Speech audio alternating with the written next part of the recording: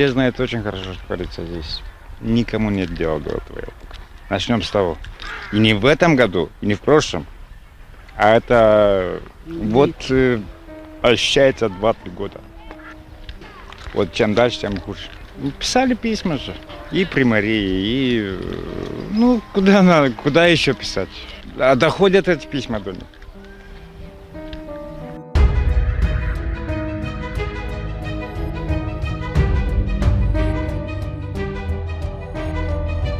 Невозможно дышать, очень тяжелый воздух, очень тяжелый запах отсюда, от этой реки исходит. В домах в частных невозможно открыть летом ни окна, ни двери. Вот сейчас уже в преддверии зимы все равно этот запах распространяется на всю территорию Заялпужья. Поэтому очень тяжело. Желательно, чтобы в быстрейшем времени все эти вопросы были решены. С канализацией Камрадской, с очистными, и со всем этим может очистить эподиум реки Ялпух. Не знаю, мне кажется, что все, что в Камрате есть, отбросы, все сюда идет. Обычно оттуда ходила, возле базара. Вроде так, но все равно и там вони, и здесь вони одинаково. Там прямо с коллектора текло вот эта вся жижа. Прямо с коллектора оттуда. Когда проходили, все время это видели. Безумно, ужасно просто воняет. Я прохожу здесь в день по 2-3 раза. Это просто ужасно. И каждый человек, который проходит, он закрывает лицо просто, чтобы не чувствовать этого запаха.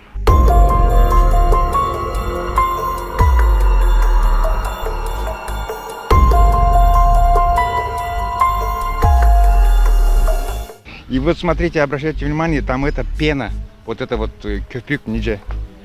Это же, оно же буквально, я не знаю, это же вот, мы проходим утром, вечером проходим отсюда, каждое утро, каждый вечер. И вот это вот, и не один человек, чтобы сказать, что один только проходит, а тут тысячи.